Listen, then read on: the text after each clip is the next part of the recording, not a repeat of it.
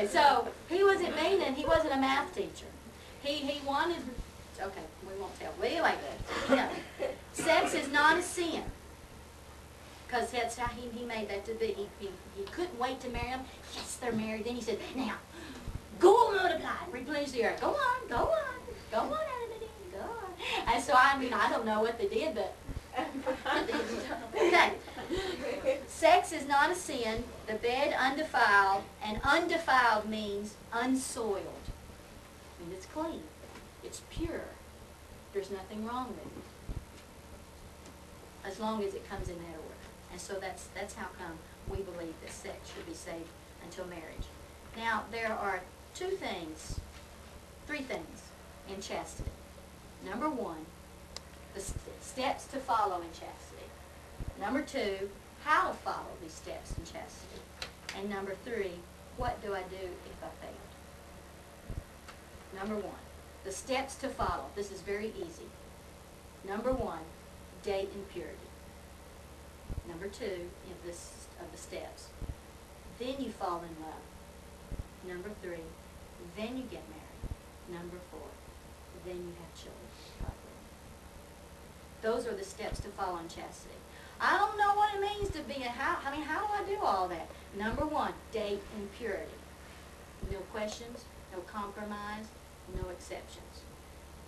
With the girls, what we talked about after watching the movie was the rule for our children, both boys and girls. And when Jamin, he's 5 now, but when he's at that age, the rule will still apply, even though that's years away. They are not, and some of you might think, I'm glad that's not my dad's rules, or whatever, but they are not to date alone until they're in college. And then, that may be reserved for us to change. And they know that. And why? It's to protect them, to make sure they're dating in purity. They're never in a spot alone to have a moment of passion with no control. And the only way to protect is to just not be in that spot. And I've talked to my kids, and I've told them, to say no to alcohol is something that you see, you can put it down, you can walk away, you have to go to the store and buy it. You just don't stop. Cigarettes, same thing, drugs, you just walk away. Passion alone with a guy and a girl is harder to just say, it's harder to walk from that. Because it's not a little thing sitting down there, as Lori said. It's a person that you care about. You really do care. But to avoid and make sure you're dating in purity, though, is you can't be left in that spot. So that's why for our children, they have to be with other people, even if it means a little brother gets to go.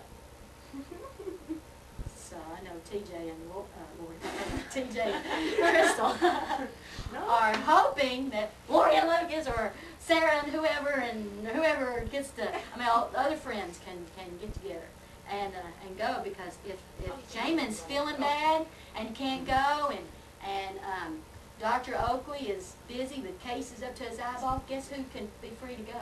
Jamin! Me! Oh, if Jamin's sick, I'll go! I don't care. In other words, they're not alone. Dating in purity. Dating in purity. Walter's going. And Walter, no. Then you fall in love. In dating in purity, then you fall in love.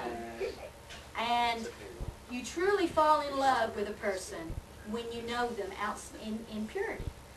Because if you married a person based on some emotional heebie-jeebie that you just got when a person walked into the room, you just love because they kiss good, or because they hug tight, or because whatever reason, then that's not really loving that individual. That's loving that emotion. That's loving that outside part of them, not the real person inside.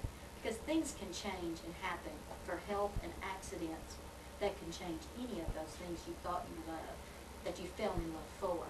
Does that mean that individuals should not still be loved by you? Yes, they should, because it's the person inside.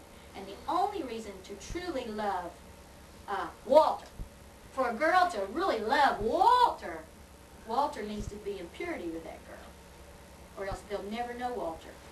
Girls will date him, 1,500 of them, and not a one know who Walter is. And then that be a shame? And then get married to somebody they don't know. Walter, his own wife, and Crystal to be dating, and she's not dating in purity, and she dates guys, and or TJ, and TJ not know Crystal. He's missing the best part of Crystal, is not know Crystal. And it has nothing to do with any outside body touch or emotion or anything. It has to do with what is inside that makes Crystal Crystal. And that goes with each and individual person. I can say each of your names. And it would be a waste and a shame of your life for somebody to date this young lady and never know this young lady. Wouldn't it be a waste? Not to mention a heartbreak. So you have to first date in purity. Then you fall in love with that person. Then you say, hey, let's get married. Then you plan all this out. Get to spend a bunch of money. That'll be the only time that your father will spend money. Yeah, right. The only time. You're spending that much money. And so, and then, God willing, in that relationship, then there's children that come with that.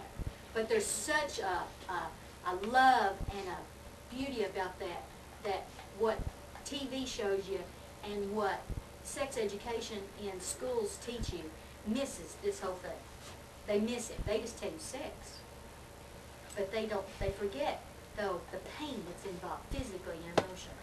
Okay, that's number one. The steps to follow are number one, dating, purity. Then you fall in love. Then you get married. And then you have children.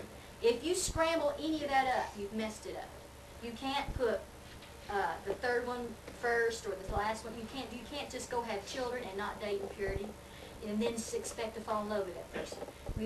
We saw on the video how this girl dated that boy a year and a half, then had children, or had a baby, and he's gone. Why? They skipped the steps. They took them out of order. They didn't date in purity first, then fall in love with each other individually, then got married, then had the children. And anytime you miss that up and you put one before the other, it's all gone. You skip the whole thing. And then how do you follow it? Okay, so this is, I date this way, I fall in love this way, I get married and I have children. How do I do that? Number one, be sure that how you act pleases the Lord. Be sure how you act with your date, with the group. Even a group like this, not everybody's here as a couple. And it still don't matter. You still you're responsible to behave yourself in a way that pleases the Lord. 1 Timothy 4:12 said, let no man despise thy youth. When people hear of my children, and even when I hear of you guys, I want to hear of good things. I mean, kids are going to do things, but I mean, I want to hear how they stood for this, and they did that, and they did that. Don't let people just slander the teenagers. And that's what we've got a bunch of people doing. Afraid of teenagers. Oh, all the kids are doing it anyway, so who cares? They're going to do, I've heard adults say they're going to do it anyway. They won't listen to you. They're not respecting your youth. Because some teenagers have acted in a way that caused people to despise their youth. They've made bad decisions. Don't act in a way that will cause people to not enjoy you for your youth. So be sure how you act pleases the Lord. And always the question is, well, how far is too far? Ever thought of that? How far is too far? The ultimate answer to that is you got to talk to your mom and dad. Because their too far may be one view and somebody else is too far. An overall view that I have, and of course we have other pointed things, but an overall view would be too far is when someone walks in the room and you have to correct yourself.